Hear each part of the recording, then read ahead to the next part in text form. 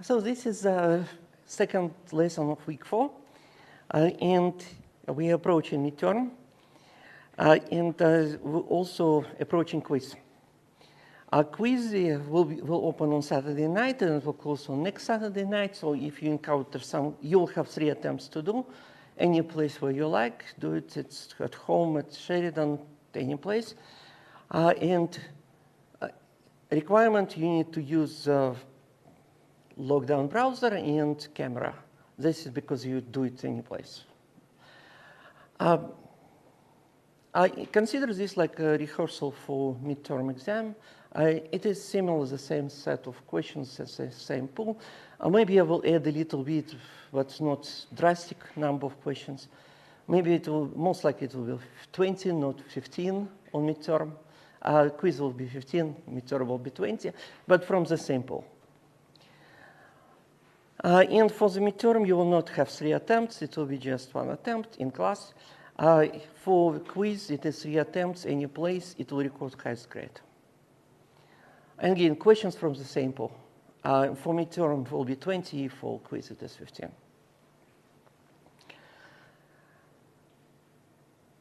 Questions will be based only on slides, discuss it so far and post it. There are 2 sets of slides, the previous lesson and one in the beginning. In the beginning, it was something like using logger or something like this.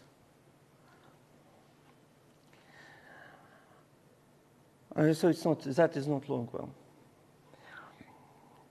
Also, I posted in quiz class plan that assignment 2 is due on week 6 and it's not posted yet. I will post it in the end of week 5 and it will be due on, I will post it before Friday lesson of week 5. I will discuss it on Friday lesson of week 5 and it will be due on Saturday in week 6. Assignment 2 will be about new topics using databases and using services. Today we will start discussing using databases, using programs that is not service. Is the programs that we will use to discuss it today is template-based program, so we can run programs, see that it is inserting data, deleting data. In the section right before the class, I realized that some part of the program is not working due to a different version of libraries. And the one, it's not my program. It is definitely due to different version, current version, because when Spring 5 changed it to Spring 6, they also changed its security configurations. And I didn't realize that we cannot see database actually directly right now. And I will fix it by the next lesson so we can. So today we will see that it is updating database, but we cannot really see it in terms of connecting database, in terms of executing SQL ourselves outside of the program. So definitely I will address this issue by the next lesson, and the next lesson it will be fixed. It's not a big deal, but it does require reading. Typically, when they change settings, it requires reading because it's impossible to guess. It's just, there's no logic, it's just reading and applying what is supposed to be. So assignment 1 is due on this is tomorrow night, and I will close this because it is coding, and so it is the only recording for this lesson. Unfortunately, there's no recording for previous section, so I have to make this reliable. Battery died in microphone, so it was without video without sound for some video. So now, let's talk about this one. So this, I will use database, and I will ask you to create web service. And we will have 2 lessons before it is posted. During these 2 lessons, I will explain enough theory so you can do it thoughtfully. So don't worry about it that it's new topics. Yeah, it will be enough information. We will not finish dealing with web services, but it will be enough information to do assignment. Securing Spring applications, it will be somewhat mentioned today, but it will be also somewhat discussed in the next week. So it is a long topic that will continue to the end of the course. But it will start today quickly, and it will go into next lesson. And after the break, like midterm break, we will have more about Spring services. When it says introduction to Spring REST, technically it's not introduction here. Introduction will be next week. So introduction to REST, it is next week. It's not first lesson. It is. I want to do it earlier. So assignment is about RESTful service. It's not about. It's about creating a RESTful service. It's not about something less useful. Definitely securing RESTful services will be later, most likely after break. Because it's extra complication on the same topic. And we will deal with Angular and so on. So first assignment, it's about templates. Second, using templates and applying basic features of Spring Boot. Second will be creating web service. And third will be just pure Angular application. And fourth, I will ask you to write Angular application for the backend that I provide. So fourth assignment is the full, what is called, full stack application when you have front end and back end. But I'm not asking you to write back end. You will write back end, different back end for assignment 2. And for assignment 4, you will write front end to provided back end. And the reason is that if I ask you to write both for assignment 4, it will be a lot. And it's also a lot to grade. And so for this reason, it is split in between. For assignment 2, you make backend, and for assignment 3, just pure Angular, and assignment 4, Angular front-end for provided backend. So this is the plan. And assignment 1, you already know what this is due tomorrow. So today, based on the lesson that we already had in another section, I have a good idea how much can fit. I started explaining dealing with databases using example that is already posted. It is student data example. About half of the information is already familiar to you from your SQL course when you took a SQL course. But again, I'm repeating this in the given context, so it is not a repetition of everything that you know. It is different way to look at this information from Java point of view, from web programming point of view. So let's go to that step. And today example, I posted previous videos. They're all online. Week 3, I posted as one file because it was quicker for me to do. Splitting it is extra time just.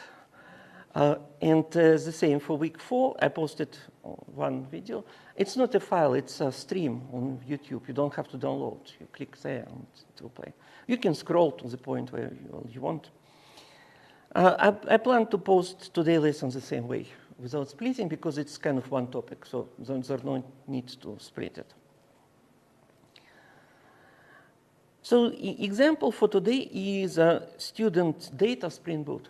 We cloned this at the previous lesson, and we ran it this. I explained just basic overview of it, but we didn't go into details because there are a lot of details in this program, especially details related to the database and using database. And I will not even have time to explain just this part today, so we will start it at least. So please clone this example if you didn't clone it, or just open it if you already cloned it.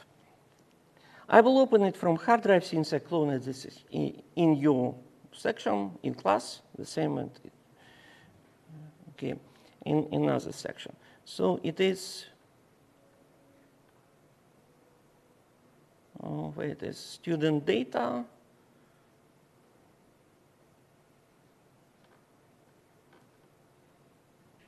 Section 30. Nope. This one. Right. Definitely, this application is using more. If it opens, just close it for now. It asks you to set up connection to database. I will explain how to do it, but probably next lesson. It works without this part. This is for IDE, extra information for IDE, so it can check your code. But since code is already there and it's running, this feature is not necessary at this moment. And I will explain how to set it up. Just close this one.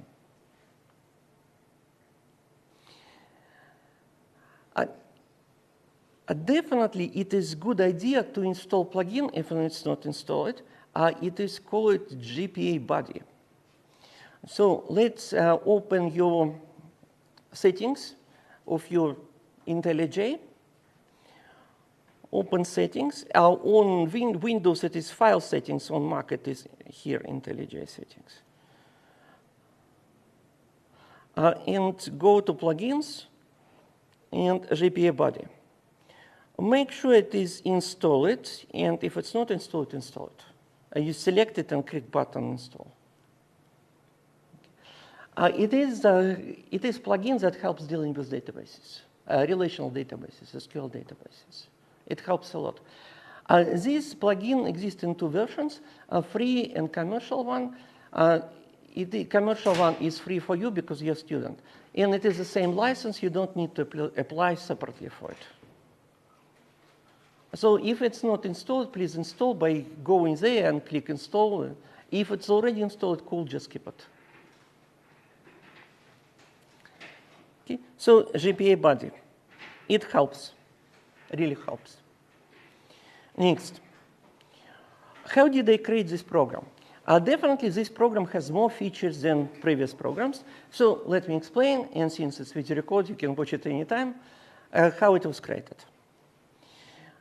File, new project, or if another project is not open, you click button, new project. Then you go to Spring Boot, you select where you want it to go.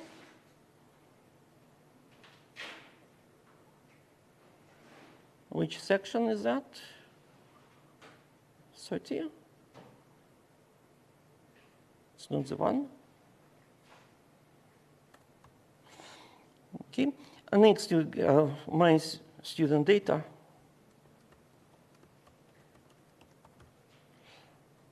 Okay. And then create Git repository, Java, Gradle Groovy. I will stick to all projects created, backends created this way. Java, Gradle Groovy, group. In your assignment, I will ask you to use your login name as part of the name. A name. This is generated automatically. It doesn't have to match name, but typically it does, but you can change it. It doesn't break the code if you change it here. 1717 jar. So this is how we created other projects in the beginning, and this is how you created assignment, right, project. But when we go to next screen, choices will be different. And also choices for assignment 2 will be different because assignment 2 is also different from this. But some of the choices will repeat. So let's learn what to select next. Remember about Lombok. I mentioned Lombok before, and I said that Lombok is helping to make Java code shorter. And this project is using Lombok as a demo, and I will explain how it is using it. So you will see it is somewhat shorter. You don't have to use it if you don't like it. It's your choice. And I needed at least one example with Lombok, so if you encounter it, so it won't look mysterious. Some people use it religiously. Some textbooks use it from from first example to the end. I'm relaxed about it. It helps, but not a lot. You will see. Okay. So I selected Lombok when I created this project as a demo of using Lombok. For the web, I use Spring Web because it's a web project. But this part is also included in other libraries. So if sometimes when you select that library, it will be also included, even if you don't select it here.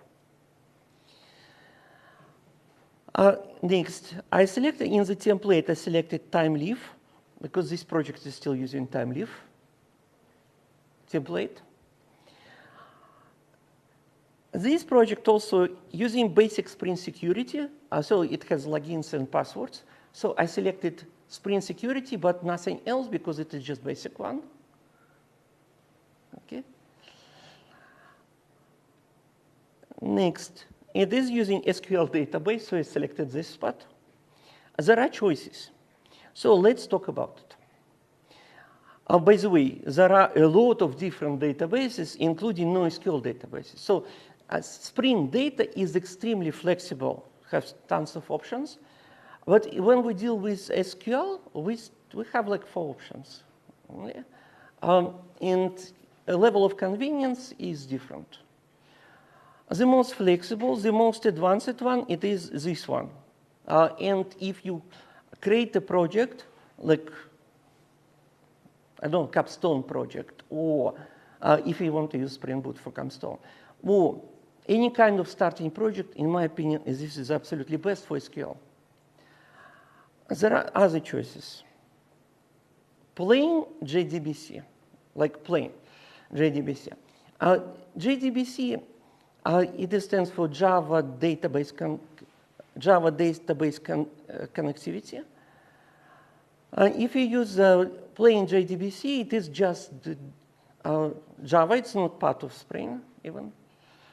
Spring has one adaptation of it. It's new, and it's hard to find information how to use it. So my advice, do not use it because it's hard to find information. If you use a plain JDBC connection, it is not Spring specific, but you can access it because it's Java. You write program in Java, you can access it. It is not convenient. Why it's not convenient? First of all, it's not object-oriented. So you cannot write and retrieve objects. You have to create SQL and execute SQL. And you create SQL by inserting data into SQL strings using API. And when you retrieve data, you also cannot do objects. You retrieve every column separately of every row of the result of the query. So you will have to loop through rows of the result of the query and pick every column of the result separately. Of course, you don't do it manually. Your code is doing it, but you have to write the code. To run a loop through a result of the query, and from the lines, pick data. Using column names, and it will give you values. So you don't have to process string. You use column name to pick the value, but it is still every column separately of every line separately using loops. This is one of the issues. And second issue is that our JDBC driver is using checked SQL exceptions. There are 2 kinds of checked Java exceptions, not SQL, checked Java exceptions. There are 2 kinds of exceptions in Java, checked and not checked. Checked exceptions requires explicit catching exception or explicit declaration on top of in the method that it is throwing the exception. So code becomes more tedious. You will have to write a lot of try and catch, and if you don't write them, compiler will not compile your code. Checked means checked by compiler. So it will really look through and try to guarantee that you have try and catch for every of that exceptions. And that makes code a lot longer.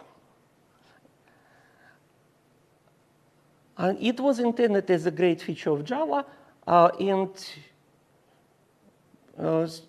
programmers quickly realized that it is just tedious and not helping. And so no other language was implemented checked exceptions anymore because it was realized that it was a bad idea. But since it was in the beginning in the standard, it keeps going, and people try to avoid it by using extra libraries on top of it. Right. Another choice to do the SQL from Java is to use SQL templates. It's not templates for HTML. You're already familiar with templates for HTML, but templates for SQL. Idea is sort of similar. You have SQL with marketplaces to insert data, to create SQL that will be sent to the server. And backwards, you can configure what kind of objects you want. It's still not object-oriented, but you can create code to create objects yourself. You provide object mappers that will create objects for you, but you have to write the code that will create it. So, there are two kinds of templates, Spring Boot SQL templates. Named templates and not named templates. In not named templates, you refer to places for the data either by number, so if it is the one, you don't have to number it. Even you don't even have to number it if you maintain the same order. So it's a bottom line. If template is not named, you cannot use names for spaces where you insert the data. It is just default template. And named template, you have options to refer to places for the data by names. You use name there, and you refer to it by name. So you have, if you use templates that comes with Spring, it makes code a lot shorter than JDBC direct. First of all, you don't have to deal with checked exceptions because it was wrapped such ways you don't have to deal with it. Because by the time when templates were created, programmers already realized that checked exceptions is a chore and nobody likes them. Unfortunately, it does require creating complicated SQL for long queries. Because, yeah, if you're very great with SQL, maybe it's not a big issue, but it's still tedious because you need to write SQL for anything not trivial, and it will be not trivial SQL. It is not object-oriented. You can write code for object mappers, but you still have to write the code to do it. So these are SQL templates. If you want SQL templates in your project, you just select this one as well, and it will include templates. Or you select this one, and this will also include templates. But for this particular project, I selected this piece, but not for the sake of templates. I selected it for actually what it says. Java Persistence API, or new name of the project, Jakarta Persistence API. It is the same. Jakarta, it means it's free software. Now, previously Java, it was commercial, kind of commercially licensed. You know that many projects move it from commercial license to free license, and sometimes they rename it, and it is one of them. So it is Jakarta Persistence API. What does it provide? It provides object-oriented access to SQL. You know that SQL is not object-oriented. There's no command to write an object. But this API provides commands to write objects to rows of tables and read objects from rows of tables. It provides a lot of functionality. I will not cover all, but we will start doing this today, and we will keep using it. So I selected this one. What is Jakarta Persistence API. I already said it's an API for object-oriented access. And JPA, it's a Java enterprise standard. It's not code, it's a standard. So there are several implementations of the standard. Spring Boot is using Hibernate implementation of JPA. Hibernate is one of the projects free projects that is implementing some things, and it's one of them. So Spring Boot by default is using Hibernate implementation. There are other implementations. You can also use them instead of Hibernate. But it is not the database itself.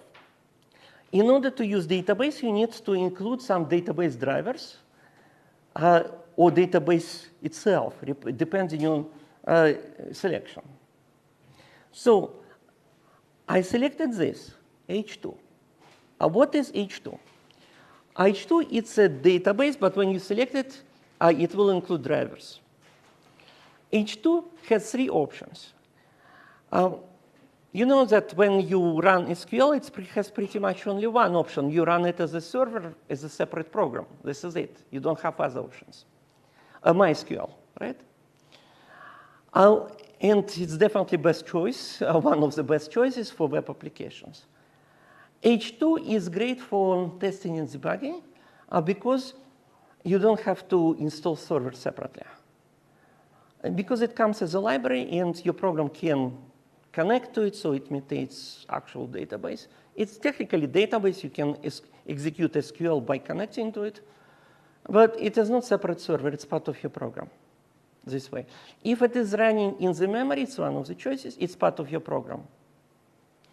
It creates extra difficulty because it's part of your program. It means IDE cannot connect to it because it's a part of your program. It's not a separate program to connect to.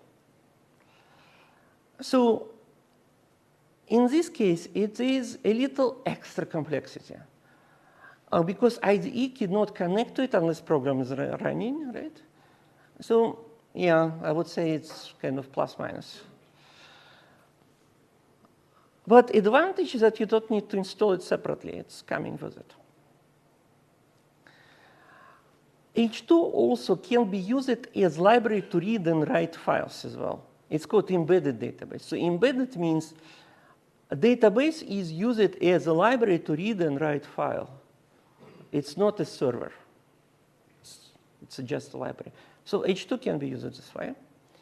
And H2 can be used as a separate app, separate application running in the server. But this particular program is using it as in memory. It's part of your app. And just because it's in memory, not a file, once you turn off your app, data is lost. Okay? So it's not keeping data when you terminate your running the app. But for debugging, it's great because it's starting with the same data, and when you restart your program, it will be the same data. Okay. So I selected these two. It's not the end of it. There is options for NoSQL, right? And I selected validation. What is validation? This program is using validation framework to validate content of objects. It can be used several ways. This particular way, how it is using, is to validate data that came from a user input. So when data comes, server side will create an object based on the data, received data, and it will apply validator. Validator will apply constraints specified in the object. This and generate messages. So the program will display those messages. This framework, validation framework, it's also part of Java Enterprise standard. So there are implementations, different implementations for it, and Spring Boot is using Hibernate Validator by default. Also from the same project, Hibernate, but it's not the same code, obviously, databases and validation. So this framework can be used to validate data inside of any object. So it doesn't have to be data received as input. It can be set up that apply automatically before it goes to database, apply on a function call, you call validate, and it will apply it, and you can check if there are errors. I could be used in testing when you expect some data in an object, you check ranges and so on. So there are multiple ways of doing it. So I selected this one because this program is validating user input. Okay. So far, Lombok, Spring Web, Time Live, Spring Security, Spring Data GPA, H2 database validation. So this is how I created this. Okay. So I click Create, a new window, because I want to compare. So when you create your project, in assignment, it is typically similar to something done in class. It is not completely different project using different libraries. It will be always somewhat similar to what is done in class, or discuss it in class. Not necessarily done, but at least discuss it in class. So it is important to select right things when you create the project, but people make mistakes. So you need to check, afterwards you need to check that you selected right things. How to do it? You open build Gradle, and it is listing all dependencies. Some dependencies that it is listing is the result of other selections. For example, you see Spring Security 6 Time Live.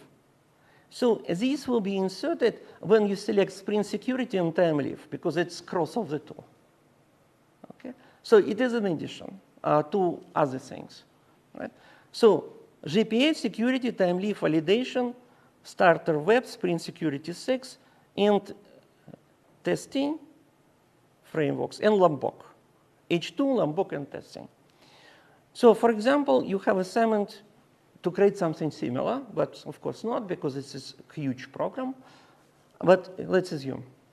So you open the same file in class example that has the same features, and you compare. Yeah, good match, right? What if it is missing something? No big deal. You don't need to recreate the project. You just copy-paste the library, copy-paste, and this is it. There's no other things to change. Okay? So bottom line, when you create the project, you forget to select something. And later you realize that you need it because you probably added extra feature, and that extra feature needs it. You don't need to recreate the project from scratch and copy-paste stuff. No.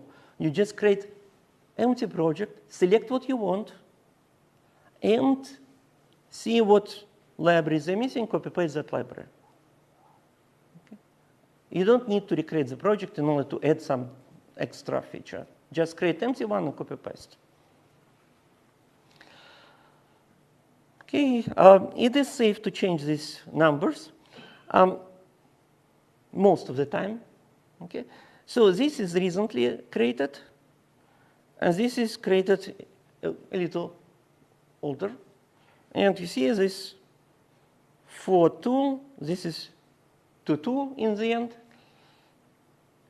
1.7, 1.4, okay, 17, right?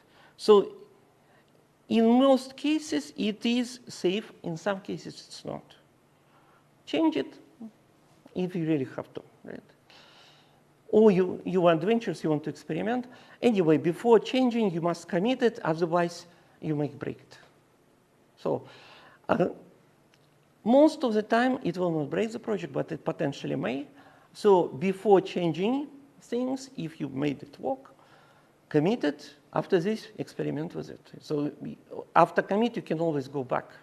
This is source code file, so it is maintained by version control. You can go back. All right. I'm suspicious about changing it right now because you see this part is not the same as this one, right? So it's not just a number. It's actually a different instruction. So this is why I'll be on the safe side. I will not touch the file. Okay. I will experiment it at home. It will, if it works, it's fine. I will change it. I will commit it after. Okay. This is definitely the same, right? This is the same, but this is a little different, right? It's a different code. So let's be careful about it. Okay. So next, this is about dependencies. Definitely, assignment 2 will have different dependency because it will not have time leaf. It may have something else. Not may, it will have something else. Questions? And next. This is student data example. And I will close this one for now because I'm just was discussing it. I just showed how to create it, and it's good enough. After this, I was adding files, I was editing files. There is no other options for to select. Next. Remember that it asked you, do you want to, I see it was telling that there is SQL, do you want to configure connection to SQL server? That configuration is for IDE to help you better to write code. So when you write code, it will check that if such table exists in the database. So if you mistype a table name, it will tell you that's the wrong name. This table doesn't exist. So it is for that purpose. It's not to make application work. It is for IDE to help you to check the code. So your code is consistent with data and the tables in the database. Okay? We will set it up. Okay. It comes with one issue. Because database exists only when your program is running, in this case. So it is not really creating that database. It's creating duplicate one. So if you deal with in-memory database, it is not exactly the same database. It's duplicate.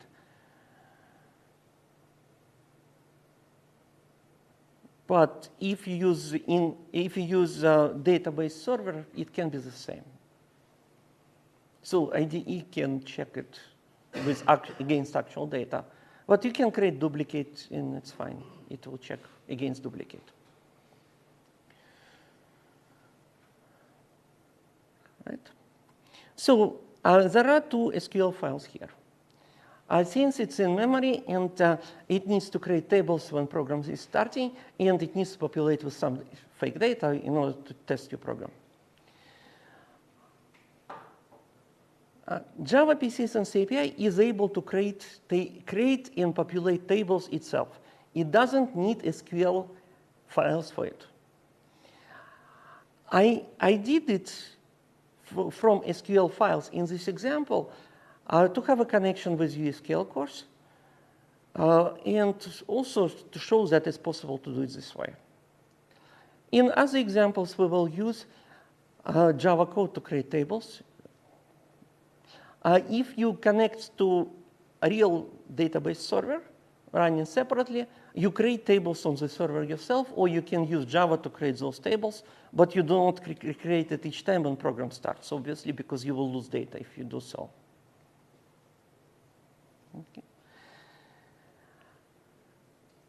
So let's open application properties.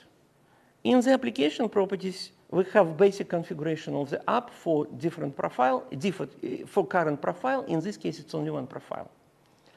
A profile, it's a set of configuration. You can have profile for testing, profile for the kind of debugging, profile for production. And in this case, settings will be different.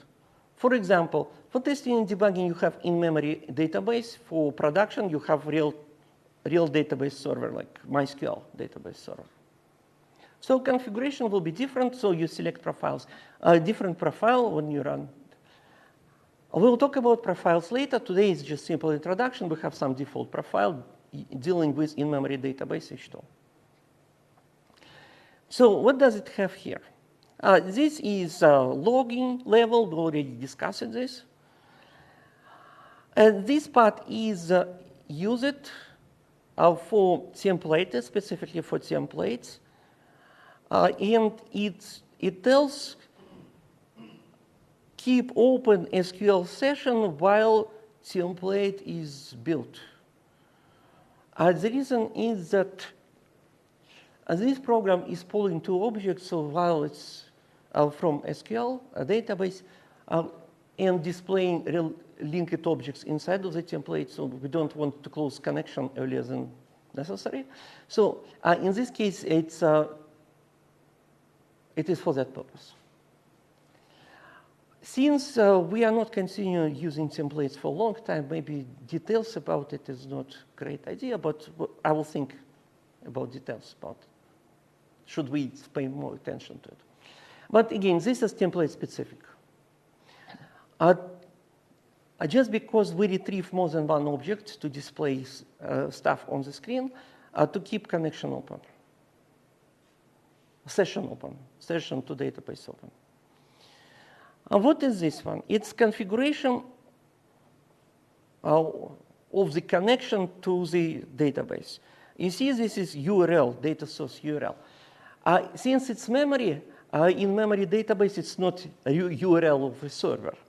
It says explicitly JDBC2 mem default in memory. Okay. If it is running the server, it will be URL of the server. A driver, H2, related to H2. Right? SQL is sort of a standard, but not strict standard. There are dialects. So dialect of Microsoft server, SQL server is not the same as dialect of MySQL. So we need to specify dialect. Why?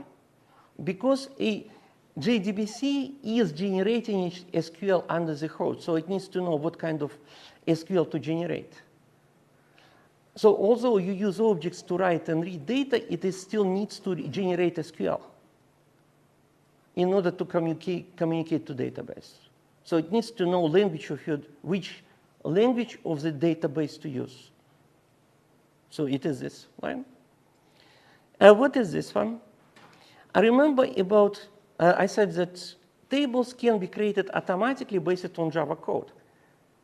I turned off this feature because I'm creating this here with SQL code.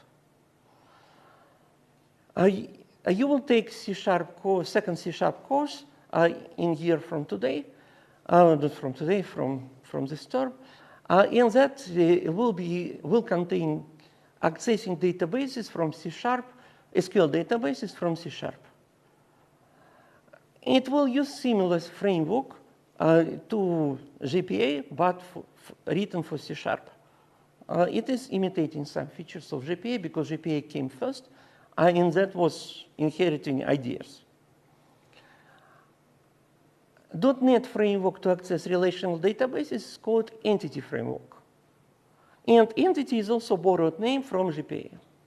And what is entity? Entity is an object mapped to row of a table. So imagine that object contains data fields, right? And table contains data fields. So potentially we can create objects per row of a table, right? Or imagine each row of the table is an object. So entity, it's an object related to row of a table, okay? Or class related to table or object entities that you retrieve. So in MySQL, in C#, .NET framework, it's called Entity Framework. In Java, it's called GPA. It's not the same system, but quite similar.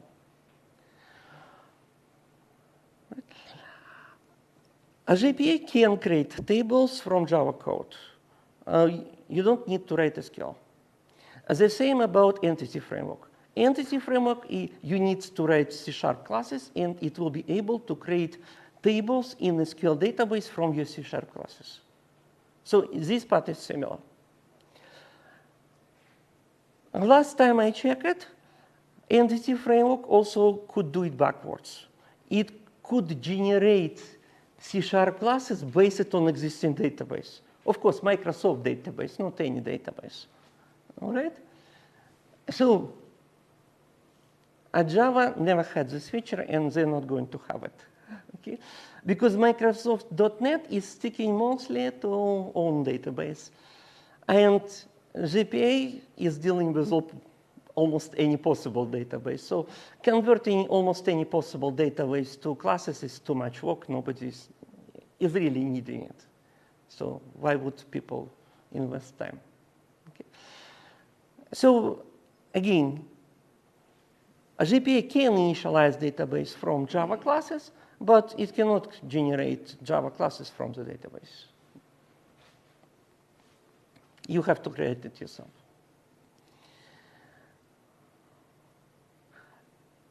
Right? So this is turning off feature of creating tables from Java classes. What is console? Console, and it's not just any console, it is H2 console, H2 for H2 database. Because the H2 database is in-memory database, so it's part of your program. It's not a separate server. You cannot log in into it easy way. Because if it is just regular running server like MySQL, you can log in into MySQL either from command line or with some GUI, right? Almost any SQL server has associated GUI. What is for MySQL's code? Workbench, MySQL Workbench, right? MySQL Workbench, you can see everything in the Workbench and do it. If it is in memory database, you don't have such feature, but H2 comes with console. So you can open console, see content of the tables, execute SQL queries in that console. I said so, and it's supposed to work, but it doesn't. This feature needs to be fixed in my program. I realized that it's broken in the lesson 1 hour before your lesson.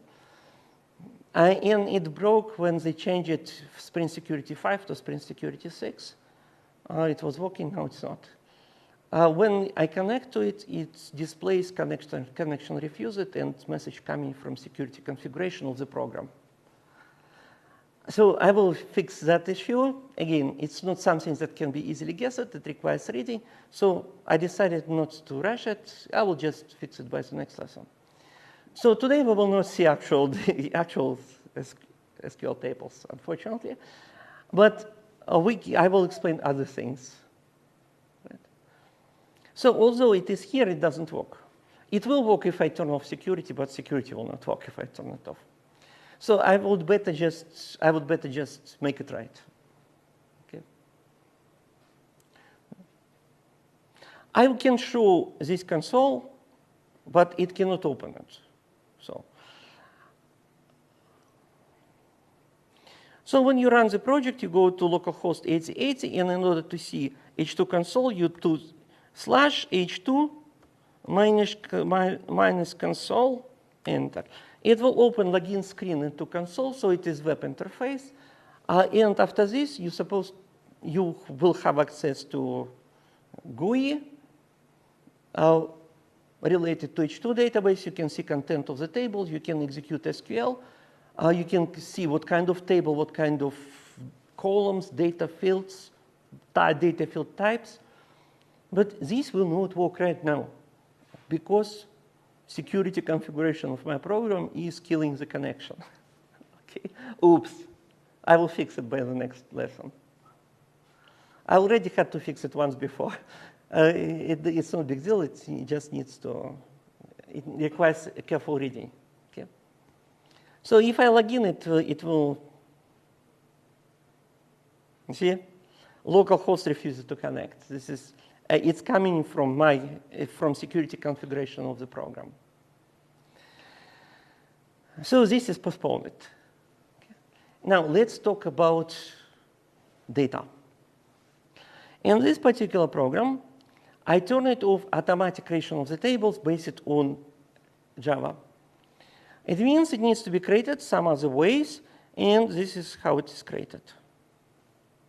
I have a schema SQL that will be executed when program, it is executed when program starts to create these tables in the database. So let's see. Table program. What is a table program? In this case, it's program of study of the students. So let's read the code. ID, it's a primary key. See? Primary key means it's a unique per row, right? It's not repeatable. And it is integer, and it's outer increment. Outer increment means when you insert first data, it will be 1. When you insert second data, it will be 2, and so on, right? But if you delete last data, it will not decrease counter. For example, you had last ID was 3, you delete it, and you insert again, new ID will be 4, not 3. So it will increment counter each time, so you may have gaps because of deleting data. So database maintain counter, actually plural. It really depends on your preferences. It may have several different counters for each. So we have to be careful about it. Okay? Several different counters, even for the same table. Definitely it has different counters for different tables, because in auto increment ID of one table should not overlap with auto increment ID of another table. But even per table, it's not necessarily the same. It can be more. It depends on configuration. Right? And program name, this is the longest, up to 30. Okay? Next, student. ID, the same, auto increment primary key, first name, last name. This is foreign key. And it's specified foreign key here. What does it mean, foreign key? Foreign key, it means a relation to another table and set as ID, primary key from that table, right? So foreign key, it's a key of entry in another table. So in this case, it is key of a program study of the given student. Right? From your SQL course, you remember that even you have one-to-many relationship, it is implemented with with foreign key. Right? So foreign key is a primary key of another table. And it is used to implement one-to-many relationship. And in this case, it's one-to-many because student has one program of study, but each program of study has many students. All right?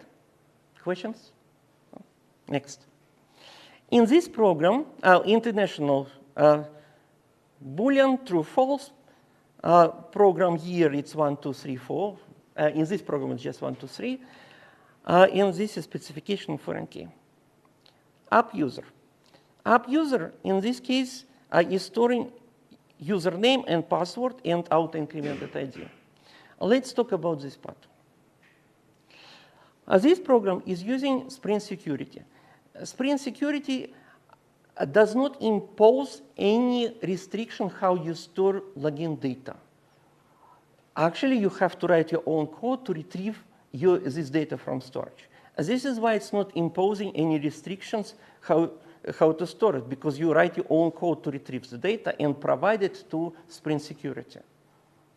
So it is our choice how we store it. We could use SQL, we could use another database. It doesn't have to be the same database. Just we need to store it somehow. It is totally our choice how to name the table, but do not call it user. Because some databases have it as a reserved keyword user.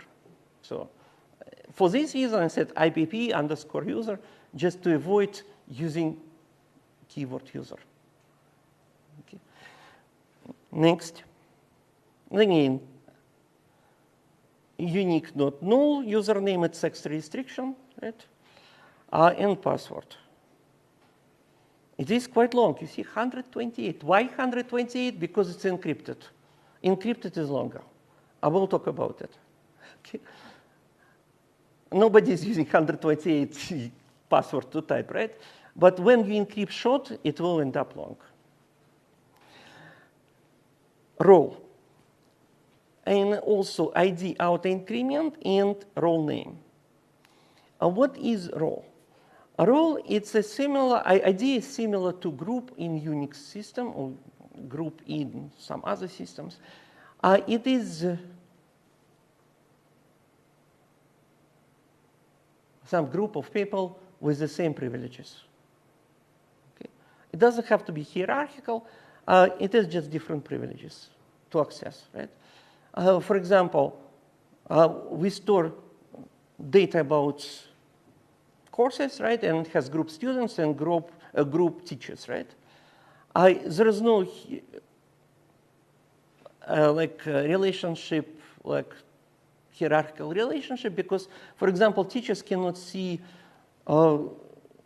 data about other courses that you take, right? It's only about one course, a current course, right? For example, if I go to Slate, I see only data about the course what I teach to you, right?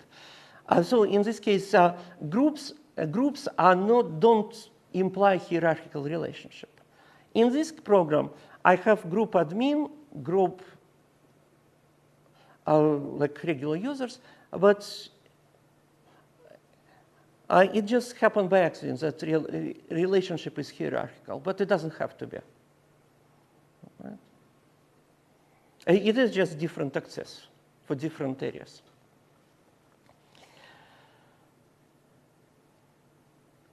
And relationship between these two. A user may be part of different groups. For example, if I register for a course at Sheridan, I'm allowed to. I will be as a student for that course. Right? So I will be in the group of students, and I will, when I log in, I will be as a student for that course. So users can belong to separate groups. And also, definitely one group can contain more than one user. So relationship is many-to-many, correct? User can be in many groups, and group may have more than many users. From SQL course, you learned that many-to-many relationship is typically implemented by third table, right? That combines two primary keys from mapped tables, right? So in this case, I create a table, app user role, that has foreign key, user ID, and role ID. So it is matching roles to users. Okay. Primary key, in this case, combination of these two. From SQL course, you remember that primary key, it's not necessarily one column. It could be combination of columns. This is it. So combination must be unique. Doesn't have to be one, right? In this case, combination is unique because of the logic. This table can contain other data fields. In this particular example, it doesn't contain, but potentially you can. For example, you edit role on specific day, and the data will be when this user got the role, when this user became admin, right? Or when this user became student in some course, whatever, right? So you can have additional data fields in this table. But, and as already mentioned, the way how you store it is your choice, because your code must provide this information to Spring Security. So it's your choice how you store it, and your responsibility is to write and read it. Okay? So this is relationship in between. And this is a special table, persistent logins. So let me do the demo. Otherwise, it is not okay. I need to run it. So let's run it.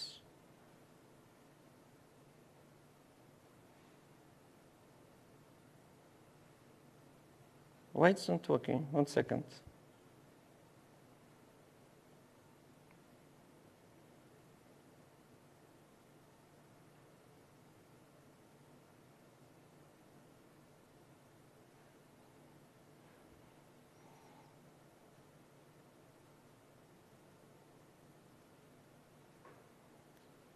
It was, I was messing with H2 and it crashed something. 1 second. Configure data source. No, this is not the issue. And this is why it's not starting. Let's check, 1 second. Started application. This is fine. I wonder why it's not starting now. Oh, I clicked wrong link. Sorry. It is this link. It is wrong port. 4200, it's Angular app, not Spring Boot. Spring Boot is 8080. So, login. Remember this one. Remember me. So when we select it, it needs to store this remember me somewhere. And when it is stored, you don't need to log in when you check it. It will remember you unless you log out. So this information is stored on the server side, and in this case will be in the database, and it will be linked by remember me cookie. So this feature requires remember me cookie, and you will see it if you log in with remember me option. You will also see session ID cookie because by default, Spring Security is using session to maintain login information. And remember me cookie, it is on top of that to remember you after you log out. So next time when you connect, it will use remember me cookie to recreate your login. So you don't have to log in. So the fact that you log it in needs to be stored somewhere, and this is a table to store this information. Unlike login tables, where you create tables yourself, you store data yourself, and retrieve data yourself, this is automated. So most of the time, you don't need to write, not most of them, you don't need to write data explicitly yourself and read it. But since it is automated, you don't have flexibility how it is stored. You can still use any database, and doesn't even have to be a SQL database. But you need to look up documentation to match what is expected in that database to store remember me information. So unlike security tables that you create yourself and you read and write data yourself, this is automated. But so you need to look up documentation and see what kind of table you need to have in order to store and read stuff automatically.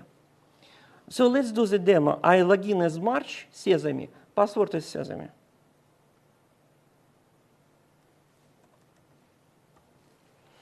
Now I use the remember me, login.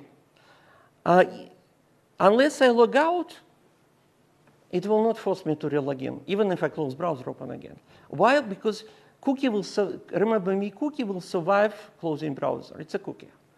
Cookies can expire when there is expiration date. Some cookies can disappear when browser is closed because session disconnects. And in this case, session will exist on the server, but relationship disconnects. So because session ID cookie is removed when browser is closed. But remember, me cookie lives longer than browser is closed, so it will not require you to log in when you open browser again. So let's open that. Developer tools, more tools, developer tools. And when you go to application, cookies, you see, remember me, cookie. Okay, and there is also session ID cookie somewhere. Here it is session ID cookie. Because session is created by Spring Security to maintain session information. Okay. No, session, login information. By default, there are other ways to deal with it. But this is the simplest brute force available by default. Name of the remember me cookie is not fixed to remember me.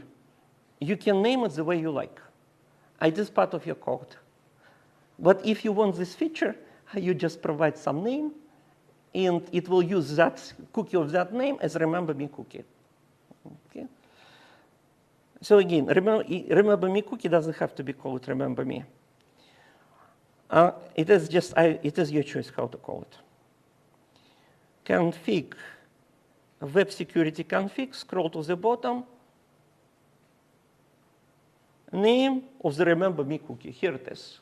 Okay, this one. Remember me. Next.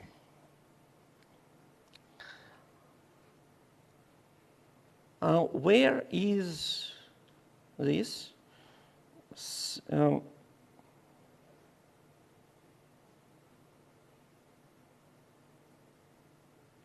You see, session ID cookie expires with the session, but remember me cookie expires at different time. Okay. It is whatever was set by default. I assume that you can change it, right? Did I change it? 1 second. This, I did change it. 24 hours. Because it's set in seconds. So my login, remember me, will expire in 24 hours. So this is how long this remember me will live. Questions? Okay, let's continue. Yeah, no questions, let's continue. So going back to this, this is the last thing. If you want to store it in different database, you look up and you create table accordingly. This table can be created also from Java objects. I didn't create it from Java object because there's no Java objects like that. I didn't create it, but it's possible. Yeah, you can. Next. This program also shows some fake data. Obviously, when you start it and I log it in, so it does have some login information already. So where this data is coming from? First, students, list students. There is some data about students here, right? So where it's coming from? I initialized this from data SQL, again, for testing purpose. Okay. So insert into programs. Since program ID is auto-incremented, you don't need to provide in order to insert it, right? It will start with 1, and so 1, 2, 3. So it will be 3 programs.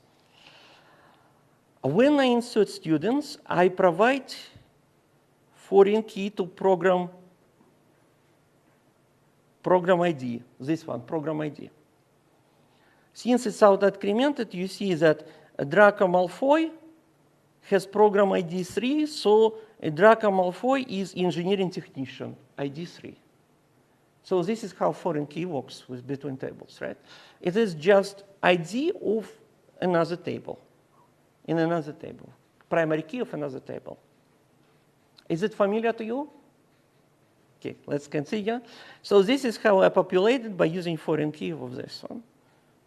Primary key from this table, it's foreign key here. Where this is coming from? March, Homer, Bart, Lisa.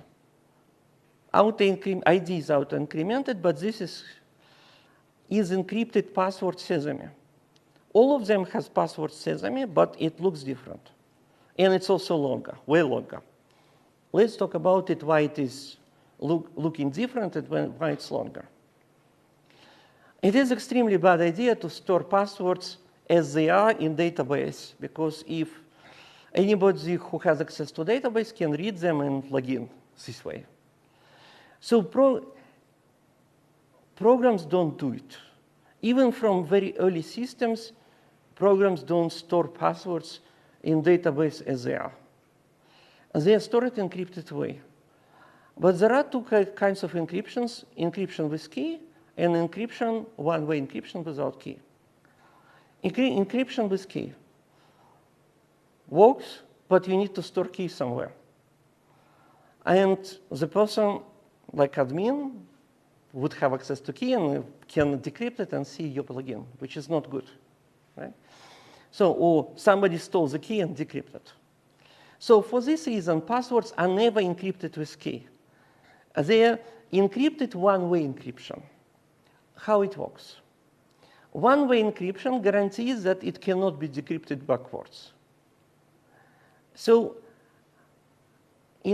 but how does the program is checking the key, is that password is correct? When you type your password, it will encrypt it, and it will compare result. You type a password, it will encrypt it, and it will compare results of encryption of your password and store it encrypted password. Okay, there is mathematically impossible to go back, but there is a way to check it, because you can encrypt it one way and say compare results.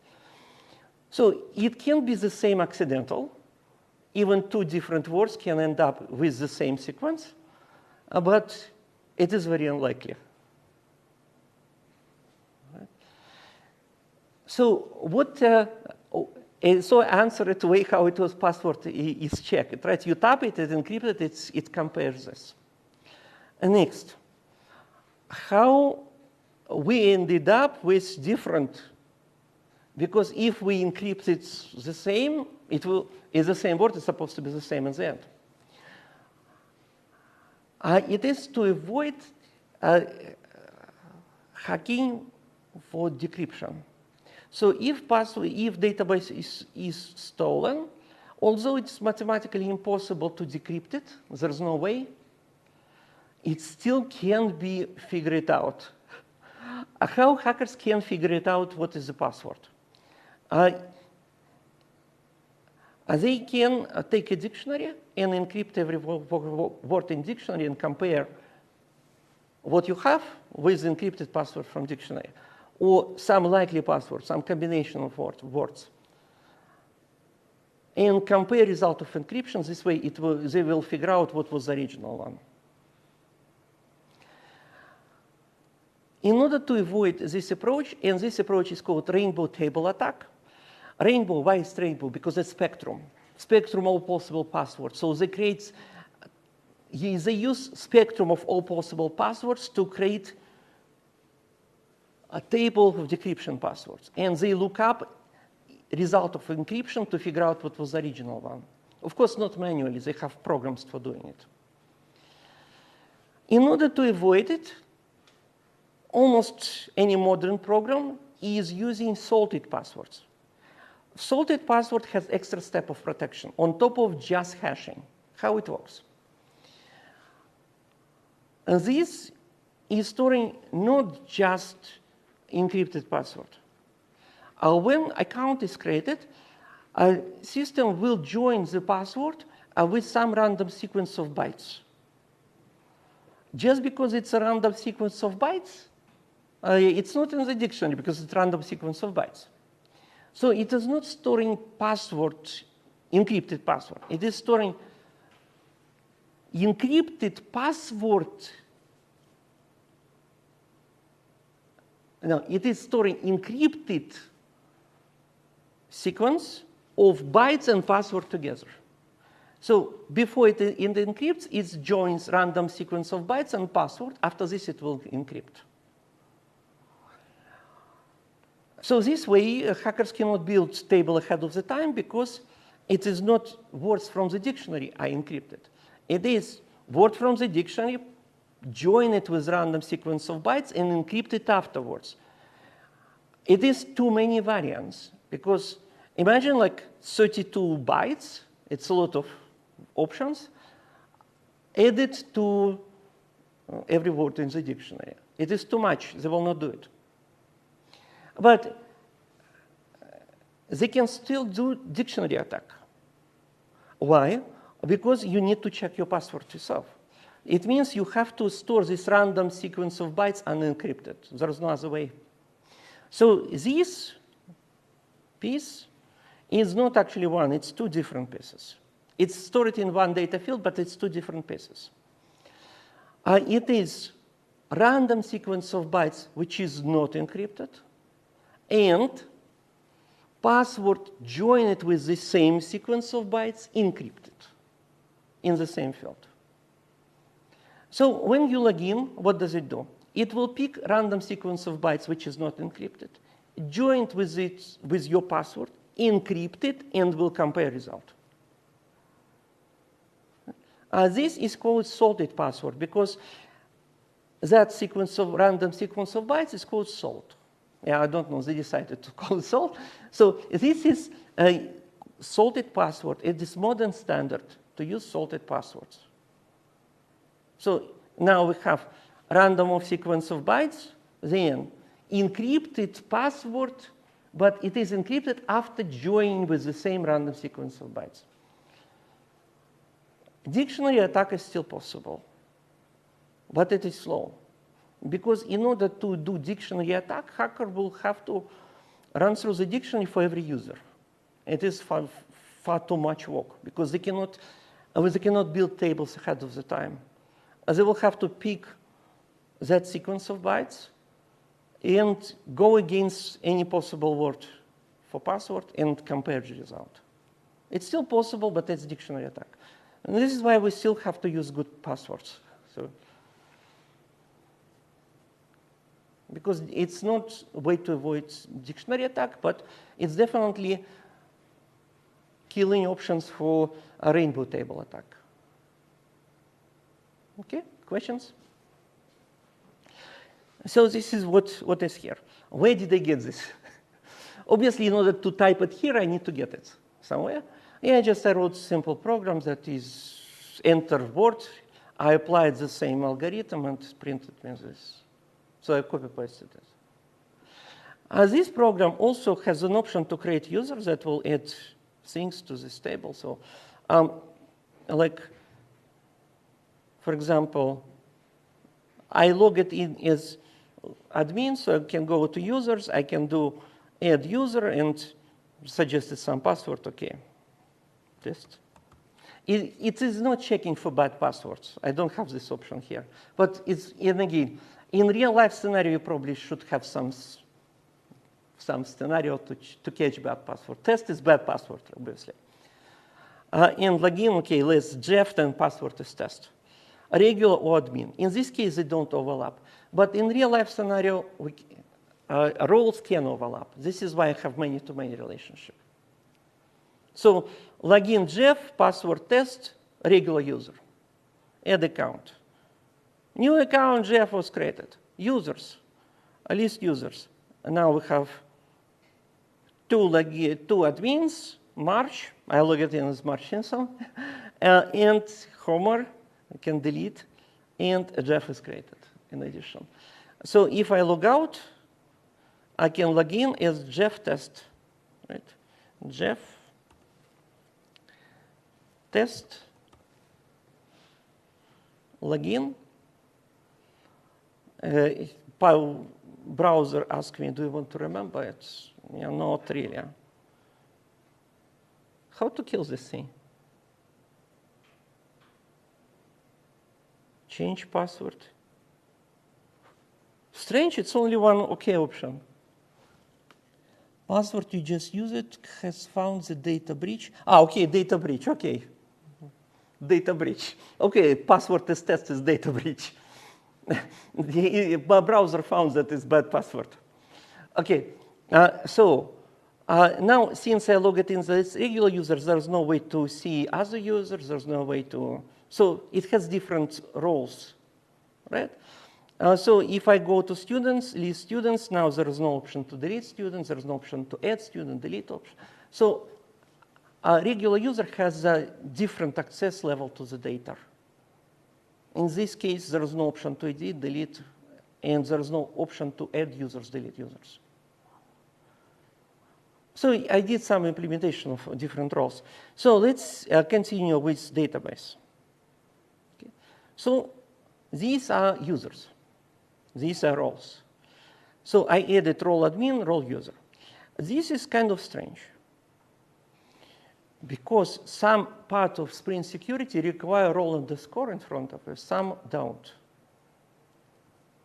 It appears like that there's some historical code and some new code, and they're not consistent. So just be careful about it. So in some places of the code, it does require role underscore, and some don't. And since it's many-to-many relationship, I need a table, right? Role user. How to read it? User ID, role ID. So let's see. They are auto-numbered. March, ID 1, Homer, ID 2. March, role ID, admin, Homer, role ID admin. So March and Homer, the admins. Bart, Lisa, role ID 2, regular user. Okay? So this is how to read many-to-many, right? Through 2 foreign keys. So I have 2 admins and 2 users, regular users. So this is the end of initialization of the tables. And now let's look at how we access the data. We use, in this program, I use GPA, and in all the course we will use GPA. Because it's simplest, the most powerful one, we'll stick to it. In order to use GPA, since it's object-oriented, there are multiple ways even to use GPA, but we still need to define entities. What is entity? It's an object related to a row of a table, or we store it in a row of a table. So this program has several entities, and they're defined here in data, entities. All right, so let's see. Program. It's a program of study. We have a lot of annotations around, so let's look at these annotations.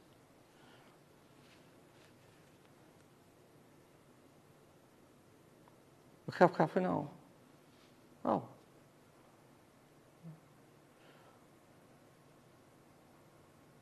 So I suggest to go without break and just leave earlier, okay? Because now if I go with break, it will have like 10 minutes after break or 15 minutes, okay? So let's do 15 minutes and just go, or 10 minutes and just go, okay? So let's see. I cannot finish explanation anyway because it's so long. So let's do some progress about the same what is in the morning section and go, okay? So let's read it from the top. Remember that this is using Lombok. Lombok is making Java code somewhat shorter and with annotations. So you add some annotation and it will add code before code is compiled. So this is adding no argument constructor. Why no argument constructor is important in entities? Because the way how it's doing under the hood, it will create an object by no argument constructor and will call setters. So having getters and setters and no argument constructor is important for Java persistence API, for data access. So this is for Lombok, getter and setter. There is no such code, but Lombok will make it, getter and setter. So this is example of using Lombok. Lombok will also create toString method. Entity is required by GPA, because otherwise it doesn't know that it's related to table. So GPA requires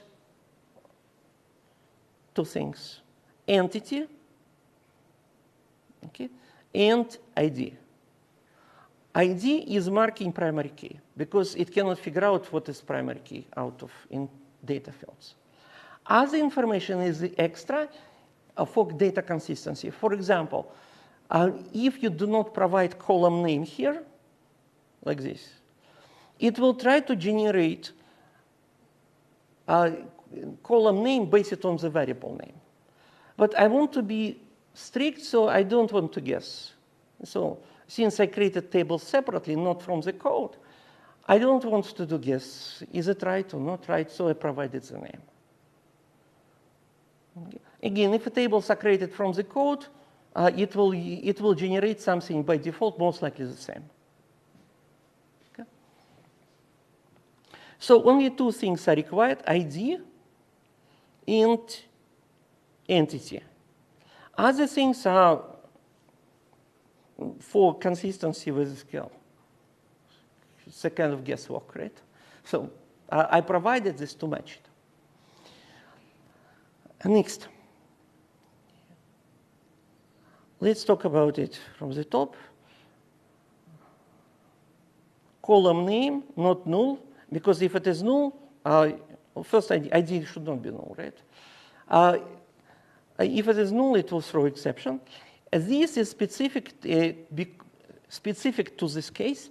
The reason is that database needs to increment ID counter, and there are different options to store counter. And it is really depends on settings. Just because I have a SQL code that is inserting the data, it must use the same counter. Otherwise, the result will not be consistent. So for example, I have several data fields already in SQL, and I will add additional data fields by executing Java code. Definitely, auto-increment should be done with exactly the same counter. Otherwise, consistency will be broken, right? And this is specification of the counter in the database. So how did they pick it? Because that option didn't work. This is how I picked it. Okay. So it is to match the counter. And I did need to match the counter because I inserted data outside of my Java code, so it has to be the same counter for the auto-increment. Okay. And what is this? It's remember about validation. We already discussed validation. So this is not related to database. Just because the same object use it by validation framework to validate user input, it also contained information about validation. Not blank means at least one visible character. So it's kind of very loose requirement for name, but this is what it is. At least one visible character. This is also for validation no longer than 30 characters because in the database allocated 30 digits, so 30 letters max.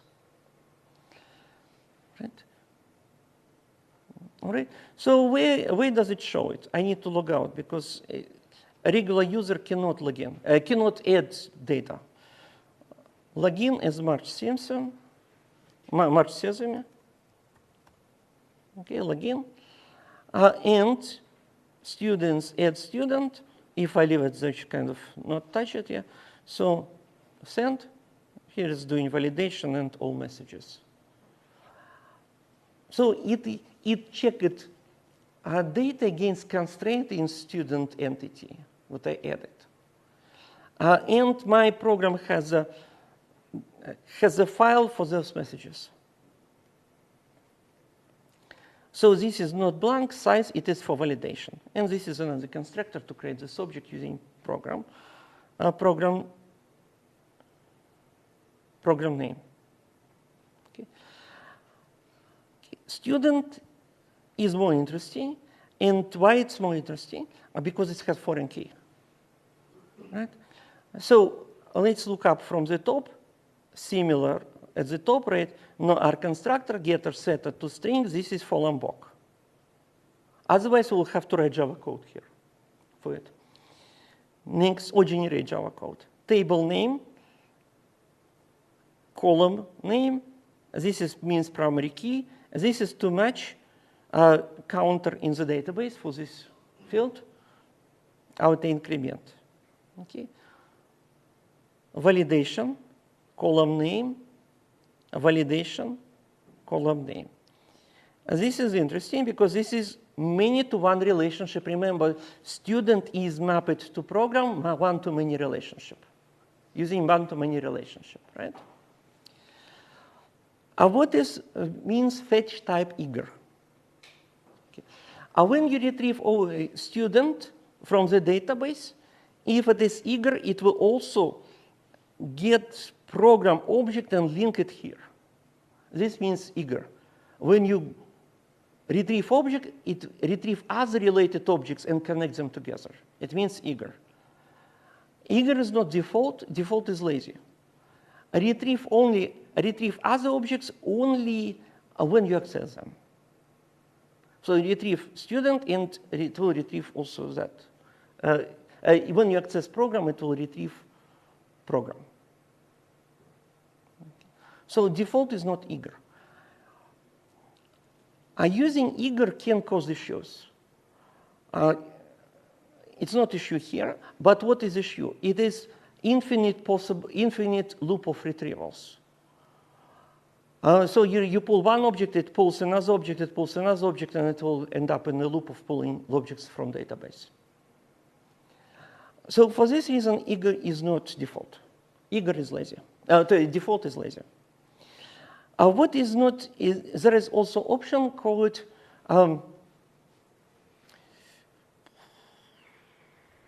cascade, call it cascade. In some programs, it is really good idea, not in this case. Cascade means, a cascade is used when we have obvious relationship of ownership between pieces. So in this case, there is no ownership between program of study and student data. It means when you delete student, you don't delete program of study of the student, right? Or vice versa. When you save student, maybe you don't update program of study. If it is different database, for example, it is storing pet owners and pets. When you add pet to a pet owner to the database, you may want to add pets linked to the owner at the same time. You just call save, and it will save the other one. When you delete owner from the pet owner from the database, maybe you want to delete all pets associated with this owner. In this case, it will be a proper choice for cascade will be cascade all, so all operations are cascaded. Delete one, delete what is related, save one, save what is related. But not in this case. Please notice this is foreign key, and this is how it is specified during column and column name. And it is not integer, it's the actual link to the object. Because when you retrieve student, it will also retrieve program and link them together. You don't have to write a fancy SQL to do it. It's automatic. Okay. So international true or default false here. So there's no validation because it's a true or false. There's no other choice. And this is also validation, minimal 1, maximal 3. It is for this piece. First of all, by default, it is 0. And if I don't select anything, default behavior of radio button, if nothing is selected, it will not send anything. So it will stay 0. It will try to validate. 0 is invalid. There is message. Okay? So it is for this purpose. Okay? To see if it's forgotten to check, so it stays 0, and here it is. We still need to validate all data on the server side, even if it is impossible to enter it out of the range. For example, I select 2 by default or 1 by default. So it's possible in radio button to select something by default. It still has to be validated on the server side. Why? The reason is that we cannot guarantee that data came from this page. Because it's 2 separate programs. One in the browser, server is separate. Okay? So any other program can send data, so you need to check it. Of course, that program needs to log in. It's a separate story. But if it logins and sends data, you need to check the data. So validation of the data in the browser or some constraints in HTML is not enough. Data needs to be validated on the server side as well. So this is the rationale for this. Besides just reminding that you forgot to check button, it's also range check.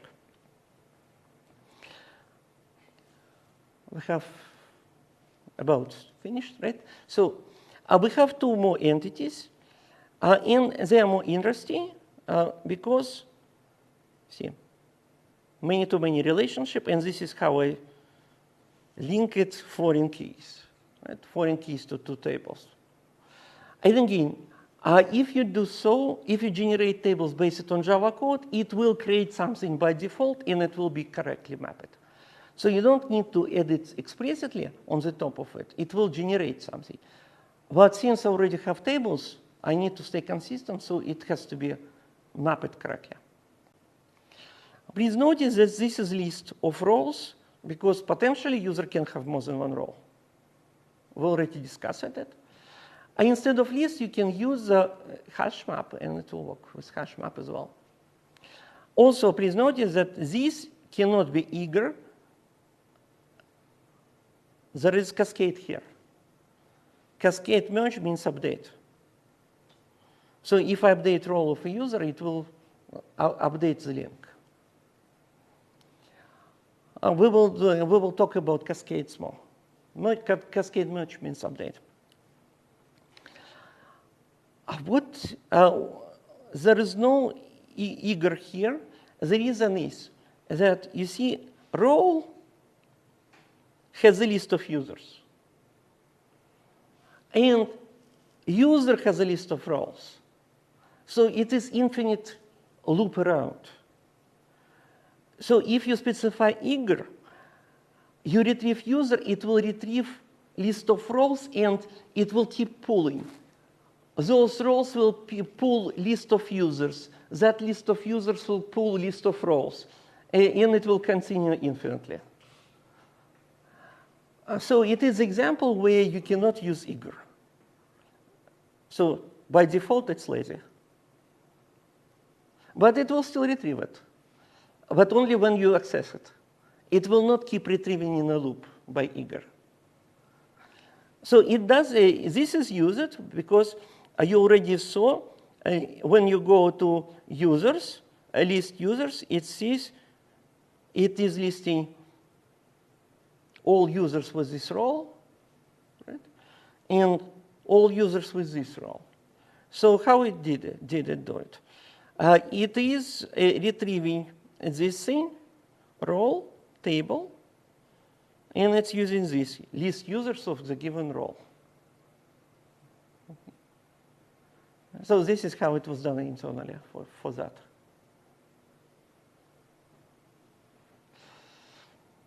So now let's wrap it up.